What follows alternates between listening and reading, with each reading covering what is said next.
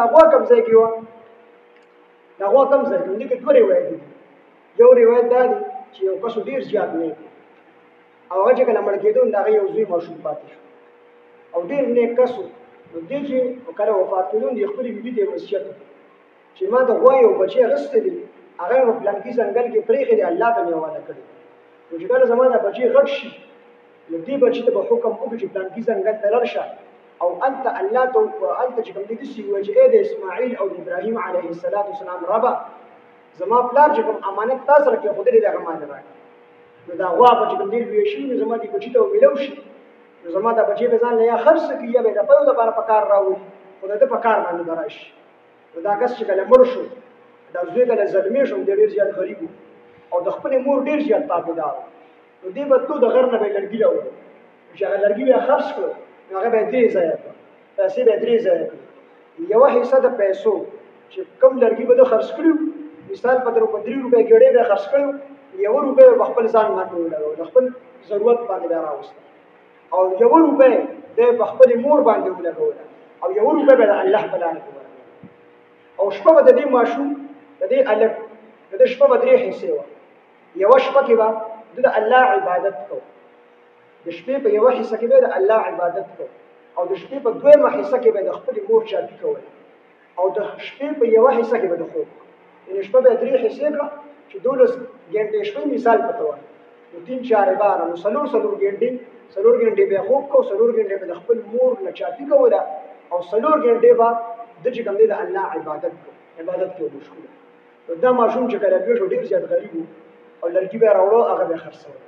اخره کې د مور ورته وایي چې ستا پلان یو غوا چې کوم دی د غوا یو بچی دا د الله سره په پلان کې ځنګل کې امانت کې نیولې دي هلته کې ورشه او ځنګل کې داسې ووایي چې ای د ابراهیم او د اسماعیل علیهم السلام ربه زما پلار چې کوم امانت تا سره کې نیولې دی هغه ماله نو دې چې کله لاړو یو پیره نو دته میلاو نه شو نو بیا چې مور ورته ووایي چې په داسې الفاظو سره یې ووایه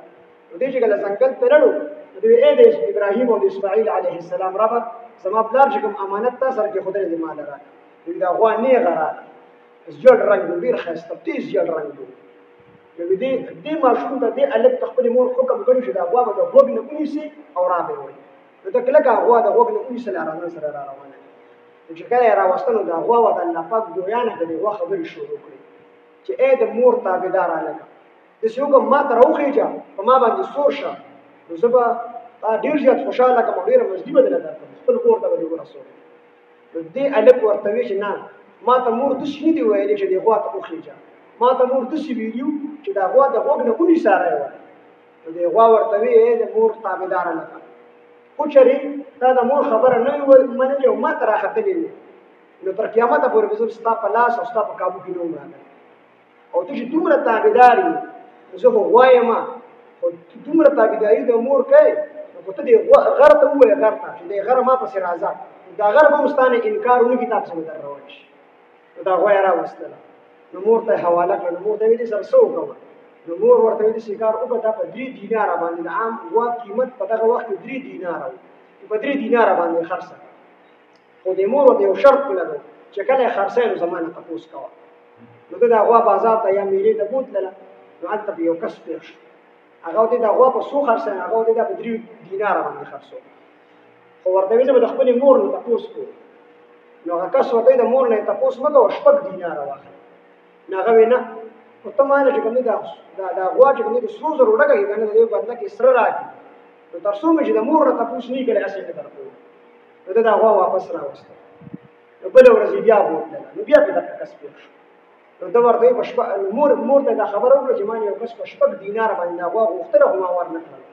ما ورته ویل چې به د خپلې مور نه تپوس کوم هغه وایي چې د مور نه به تپوس نه کوي نو د مور ورته ویل چې په 6 دیناره باندې ورکړه خو زما د رضا شرط ورسره ولګوه خو چېرته زما مور راضي وه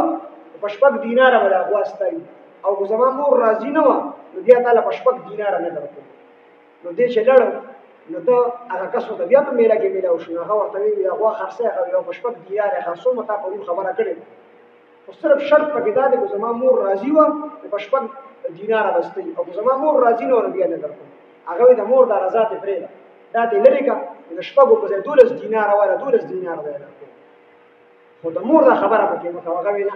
تر څو چې د مور رضا نه وي نو په 12 دینار هم نه درکوي دی واپس بیا راغی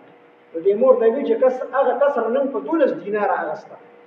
خو ما ته وی چې د مور د رضا دا شرط په کې نه لګي چې پستا مور راضي ونه په 12 دینار به په نو راضي ونه بس مالې په 12 دینار راغی پستا مور راضي او ناراضي د مور ورته وی چې دا انسان نه دا فرشته ده او دې به راشي دا کس تر باندې پیښ شي دې کس نه دا تاسو چې د غوا سره سوق ته دا غوا اخلي نه پخپله کومه مشوره راځي نو دې چې کله لړو دغه کس بیا پیښ شو نو دې ماشوم ورته وی دی لکه ورته وی چې دا غوا خو ته اخلي نه خدا را ته وښه دا دې بارک را مشوره راکړي چې خرڅه کوم خرڅه او په سو باندې خرڅه کوم په چا باندې خرڅه نو دغه کس ورته وی چې د کار وکړه دا غوا مخرڅه ان قریب په بنی اسرائیل کې قتل کیدونکې دي او د هغه مقتول قاتل به نه معلومیږي او د هغه مقتول چې کوم قاتل دی دغه د معلومولو لپاره به الله حضرت موسی علیه السلام ته حکم دی چې غوا اعلان کړه او ستاسو غوا به کوم دی هغه اخلي او دا په سو باندې خرڅای دا په دوره پیسو باندې خرڅای چې د دې دا سرمن وباسي او تعالی د سرو زرو ډک دی دا ګوډي نو په دوره قیمت باندې دی نو دې چې تر دې واپس راغی نور ته خبر وکړه بیا چې کله بنی اسرائیل دا الله پاک حکم وکړي چې غوا لاله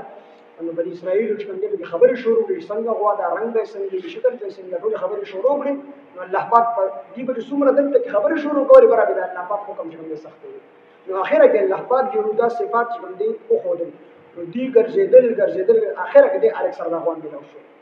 نو دا د دې قیمت سره دا تک قیمت دی چې د دې دا سرمن کو باسه او مال دې دا ګډ د سرو زرو دک او دا مال راکې د دې په قیمت کې دا غوړه سره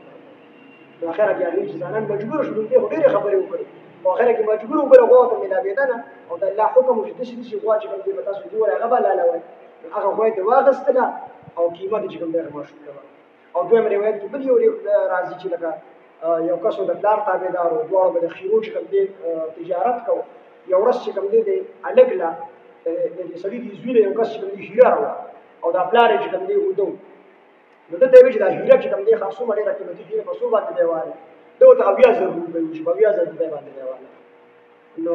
هغه د ټیک ته پیسې راکړه د چوکته نو چابي د پلار د بالغ تلان دی پرته و نو دوی ځ خپل پلار راوي خول نه شم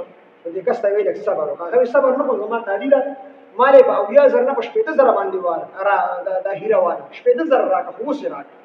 هغه ورته وی اویا نه اتیا واره او چې زما د پلار په دې خوب کې خلل را نشي چې کله راپاسې چابي دی راواله مې بدل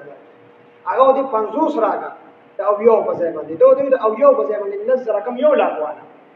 صرف دوره صبر وکړه زما د پلار په خوب کې خلل راځي خبره کېده اخره کې اکس ناراضه شو خفه شو او ډیره قیمتي هیره او ډیر زیاته مزدوري وکړه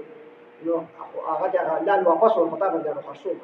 چې ته زما ضرورت په دې ټیم کې نه کوي او پلار په خوب کې خلل نه راولې دا هیره تار اړو درکو منه الله تعالی اړو درکو منه دا کس واپس لاړ الله دوره خوشاله شو چې دې پلار دوره لوی احترام او دوره زیات قدر وکړي چې الله پاک دا غوا دې کس لور کړه او بیا بل اسرائیل دی واغستل هغه د دوه قیمت ورو دې دوه خبرې د عبرت یو دا چې دا کس کوم دا نیکو نو د اولاد تربیت الله پاک او الله پاک ول اولاد وګینو د څومره نیکان تیر شي